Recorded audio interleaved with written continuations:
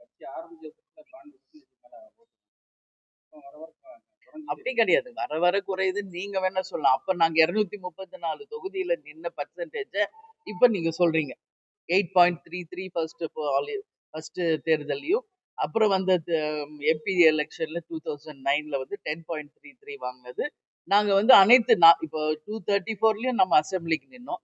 40 தொகுதியிலயும் இந்த பாராளுமன்றத்துல நின்னோம். அந்த பெர்சன்டேஜ இப்ப நாங்க நிக்கிற தொகுதியோட நீங்க கம்பேர் பண்றீங்க. முதல்ல கம்பேரிசனே ராங். புரியுதுங்களா? 40 தொகுதியில நின்னதையும் 4 தொகுதியில நிக்கிறதையும் நீங்க கம்பேர் பண்றீங்க. 234 தொகுதியில நின்னதையும் அதுக்கு அடுத்து நிக்கிறதையும் கம்பேர் பண்றீங்க. இப்ப நாங்க நிக்கிற தொகுதியை மட்டுமே வச்சு நீங்க பர்சன்டேஜ் சொல்றீங்க. எங்களுடைய வாக்குகள் மற்ற தொகுதிகளில் கூட்டணியில இருக்கிறவங்களுக்கு செல்லுதே, ஏன் அது கணக்குல எடுக்க மாட்டேங்கிறீங்க? சோ அது வந்து கம்பாரிசன் இட்ஸ் வெரி வெரி ராங்ங்க. அப்படி கிடையாது. எங்களுடைய ஓட் பேங்க் அப்படிதான் இருக்கு. இன்னும் நீங்க கிளைக்கழகங்கள் வரைக்கும் போய் பாருங்க. எல்லா தமிழகம் முழுவதும் எல்லா இடத்திலும் பூத் கமிட்டிகளை போட்டு ஆண்ட கட்சிக்கும் ஆளும் கட்சிக்கும் சரி நிகராக நிற்கின்ற ஒரே கட்சியாக இன்னைக்கும் தேமுதிக இருக்கு. அதுல மாற்று கருத்து கிடையாது. இன்னைக்கும் BL2 ஃபார்ம் நாங்க ஃபில் பண்ணி கலெக்டர்கிட்ட கொடுத்துட்டோம்.